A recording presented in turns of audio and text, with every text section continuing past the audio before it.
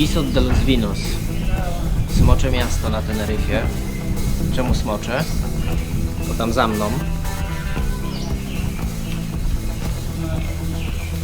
To takie grubaśne drzewo, to jest to smocze drzewo, drago. I to jest to niby to najstarsze na wyspie, które ma niby 1000 lat. Około 6 metrów średnicy. Może uda mi się tam podejść.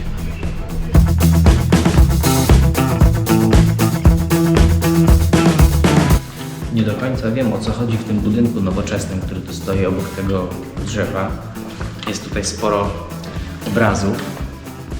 Taki klimat jakby lekko beksiński, ale trochę impresyjny. No to poznaję, to idę. Tam byłem, wulkan. No ale to wszystko to jakieś jaskinie. Takie jęzory jakby kamienne.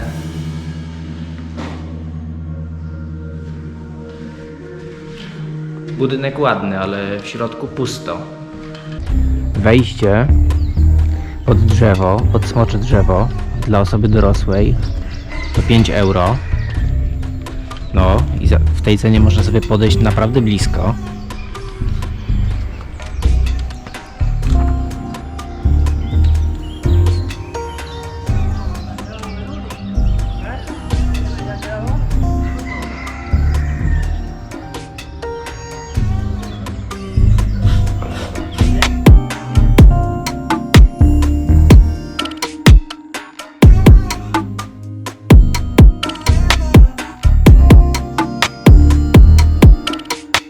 Najstarsze drago świata. Przewodniki mówią, że milenijne, czyli 1000 lat, ale potem można się doczytać, że nie więcej jak 800, a potem, że między 400 a 800. No ale jedno jest pewne, miejscowość ma 5 stuleci i już są wzmianki na temat tego drzewa, więc na pewno ma 500 lat i na pewno jest najstarsze na świecie.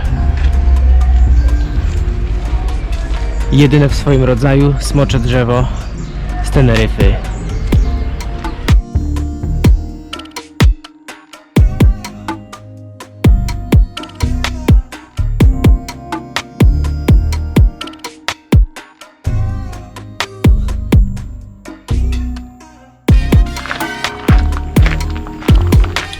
Dookoła drago jest ogród botaniczny.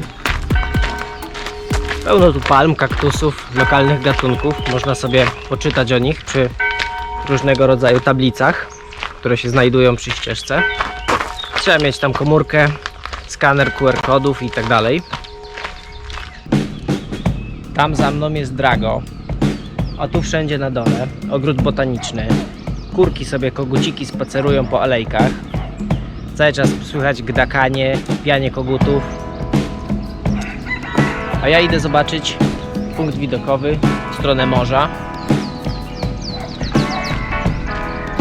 Tam byłem, w tym dziwnym budynku z obrazami. I zaraz ruszamy na miasto.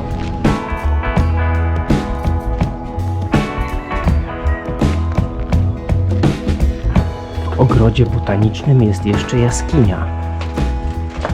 Troszkę podoświetlam. Sam nie widzę, gdzie idę.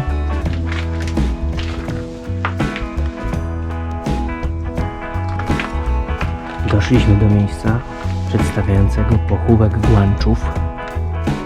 Proszę, tam leży sztuczna mumia.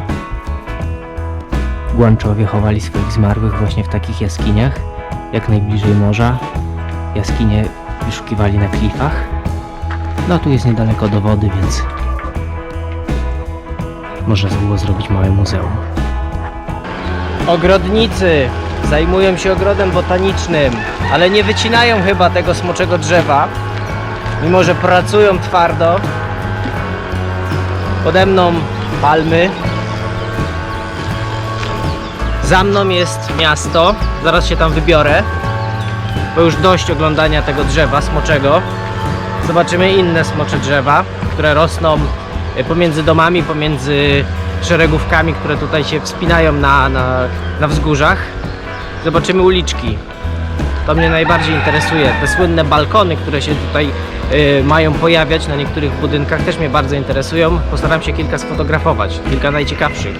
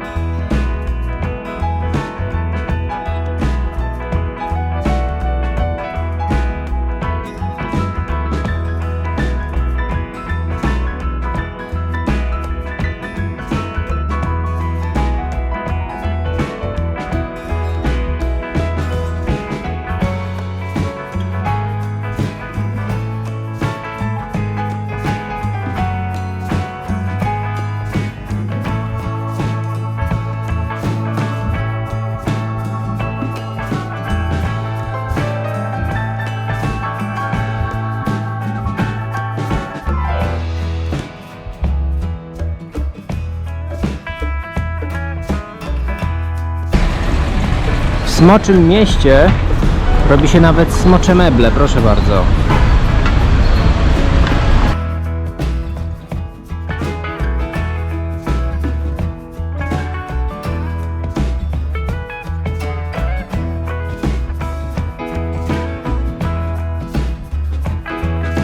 Stoję w parku w centrum.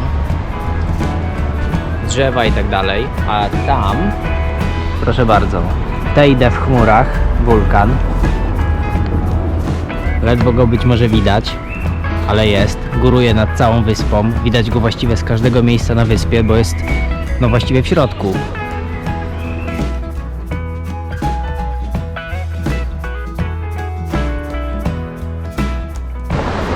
San Marcos. Tam na górze jest Isot. Tam byłem, teraz zjechałem do tej małej wioski rybackiej zobaczyć kościół, ale to chyba nie ten, bo to kaplica, i trafiłem przez przypadek nad zatokę, gdzie właściwie posłucham sobie szumu oceanu i coś zjem.